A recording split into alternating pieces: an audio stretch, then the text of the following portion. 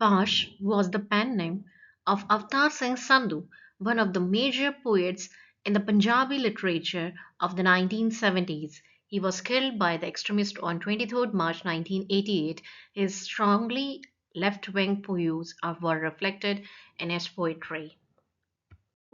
Face to face with the present one has fought for.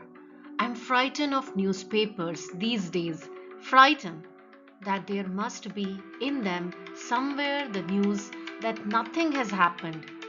You perhaps do not know, or maybe you do, how terrifying it is when nothing happens, when your eyes wait with bated breath, and all lies passive like a cold woman. Even the talk of people in the village assembly seems like a serpent holding in its paralyzing clutch the tree that would sway in freedom. I'm afraid this world, which looks abandoned and incomplete, like an assembly of vacant chair, must be thinking how ridiculous we are.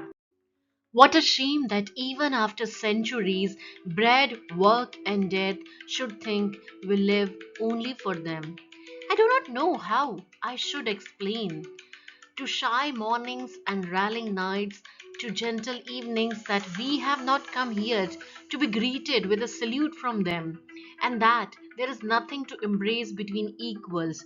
When one stands at arm's length from arms outstretched for an embrace, even accidents arrive nowadays like painting old men and worse staircases. Why isn't there anything these days like the first meeting with one's first love? This country, the creation of great souls, how long after all will it escape the haunt fiend of death? When at last shall we return to our homes that happen to be like happenings, we, the exiles from life's humble noises, when shall we at last sit around the smoke from smoldering fires and listen to the proud fire's tales? One day we shall surely kiss the cheeks of seasons. All earth will then become a newspaper, and it will carry the news of so many happenings one day. Against the language of diplomacy, when I faltered and fell at your feet, you became the Buddha. But I'm still trying to balance my wounded flight. I call from a withered orchard. Far away from beyond Lake Mansarovar, I speak not to you, but to the soldier breathing his last. In the battlefield of Kalinga, why is it that knowledge is the only the twist of a rope around our necks? Soldier, can you tell me why the way to salvation lies through your and my last hiccups? Do not the footprints that have left for the banyan at Gaya know that time is aging in my eyes? Into those footprints will converge one day Yashodhara's, but for me the Himalayas will extend interminably. Moment after moment, soldier, you have seen the country expand and shrink this side and that of rivers. But Lake Mansarovar, which is like a deep, far off moonlight, never understand why and how men become Dravidian sometimes, but at others Aryan. It never understood why the words of the Quran and the Vedas rose like smoke to choke the nostrils and eyes of men, and why the water from Mansarovar never returned to tell the tales of men dishonored by knowledge. Soldier Mansarovar would little know why I, a drop of its vapors, did not return this time. From another merry wandering with friendly winds, Mansarovar is not at Abadli. Nor did I bring, like Sabir, some threatening word, but let me tell you something. Wherever Shah Nawaz happens to be, A mere unsheathed, bright silence becomes, for the sake of a speech, a word. But in my wings, the nectar oozing from the first time mother's tender breast has never changed into a shelter of any one of the seven colors. And do you know, soldier, how impotence make language a rascal, which uses the word of history for a wound and civilization for the pain of wounds untold. It perhaps thinks all flying birds are swans, and pearls are merely peas, pulses, or grains of rice. It knows just this much, that Mansarovar engenders rivers for the sake of a folly called nation. It understands only this, that the poetry of the Vedas and the Quran is just smoke. Mansarovar is, for it, a mere lake, a dead quiet, and the melting of embodied words into sound by Harvalabh or Tansen or Gulam Ali music. In the sound of Death's footsteps. It finds the song of swans. Soldier, it sounds, of course, awkward to describe a dying man as one who belongs to the race of swans. But all this is the mischief of language, that poetry should be reduced to mere smoke, and men, blinded and sneezing, should submit to regimented obedience, and offer his chest, annoyed with his bleating heart, to the devil for medals of valor, and that the devil should plant in his chest nails of gold, and teach him the way to turn gold into grains and food into vodka, and that vodka change men into a jackal, a fox, and then a wolf, and the pack of wolves into society. Soldier, how can the swan say that Tolstoy arrived too late and that the real story had begun way before the day? The plowman's beard was stolen. O soldier, if you agree to rise, we shall live this rascally language to die in the battlefield of Kalinga, and proceed for the Siddhartha of Kapilvastu on the way. We shall also meet Shankaracharya before giving all knowledge back to the East Indian Company. Later, you can go and live on any piece of the naked earth without telling the sea that real history is the other one. My messages, the rivers from Mansarovar, will carry messages that shall be like gypsy songs, or like the pollen of divinity, dropping sweetly from wanderer eyes, messages that shall have the mystery of mountain springs. If you could just arise, O soldier, if you could only arise. I ask, I ask the sun flying across the sky, is that what they call time?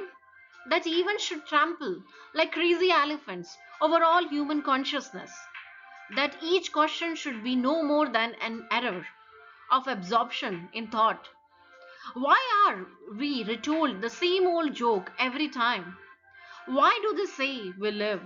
Think for a moment how many here have anything to do with the thing called life. What kind of God's mercy is that which falls alike on hands cracked, bleeding from weeding a field of wheat, and on the pulpy bodies stretched on divans in a marketplace? Why is it that a loud crying silence lies frozen on the faces besieged by noise of the ox bells and of engines drawing water? Who is it that devours the fried fish of biceps, of dreams chopped with swords on fodder choppers? Why does the peasant in my village beg for mercy from a mere police constable?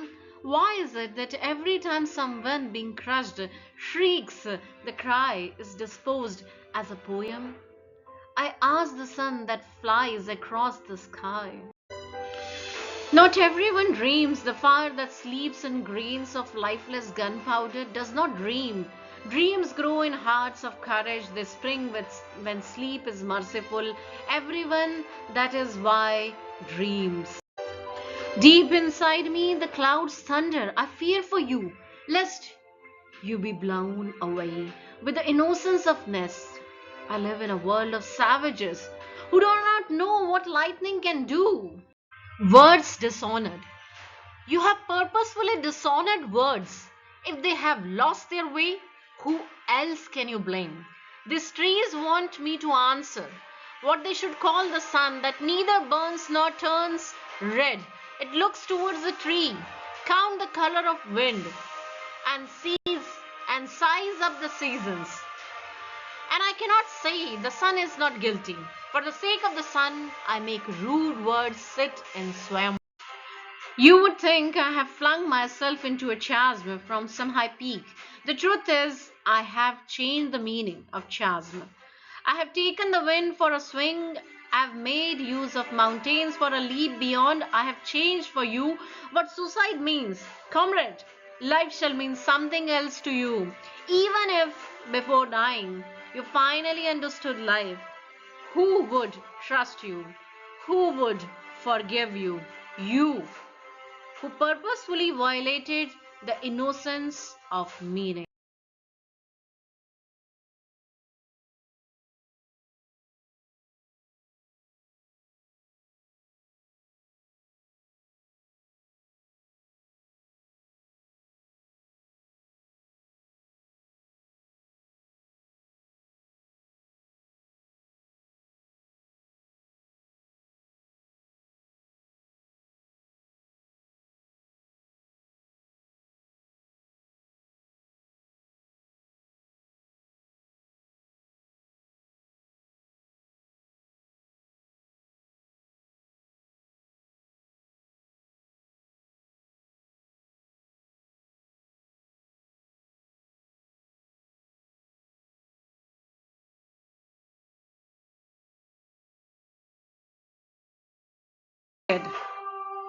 In a case of illicit distillation, fairness that a patwari may profess, or the oath the middleman may take, a fact on the palm of our hand we want, like saltish tinge in sugar cane's jaggery, or nicotine in the burning hookah, something like skein on the beloved's lip. The lover feels on kissing we want. We don't want books to read, tucked on the lathis of the police. We don't want to hear songs to the tune of military boots declaimed. With yawning fingertips, we want to feel songs resounding, resonating on the top of the trees, to taste something bitter in tear gas, or once own blood on the tongue to taste. Is recreation for none. But we want, but we don't want anything for form's sake. We want everything actual. Life, socialism, or no, I'm not losing my sleep. No, I'm not losing my sleep over how and when you will strike to finish me off. Frankly, I couldn't care less about it because I don't have the patience of a watchman. To be on eternal guard, to sift and filter countless moments, to wait the time slot your henchmen have fixed for me. No, I don't waste my time thinking such trifles, nor am I sentimental about the memories of my village and the folks I left behind. No, I don't think how about such things as the fine hues of red when the sun sets over the village, nor do I care about how she feels. Two or two, three. I can prove two and two make three. The present is life story. The human face looks like a spoon, you know? Bills and bills of 100 move on in courts, bus stands, and parks, writing diaries, taking pictures, completing reports. Sons are made to rape their mothers.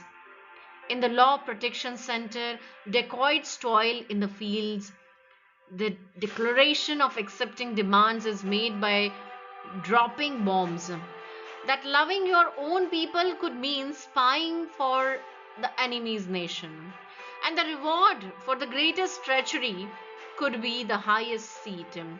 So two and two can make three. The present could be life story, and the human face too can look like a spoon. Thank you.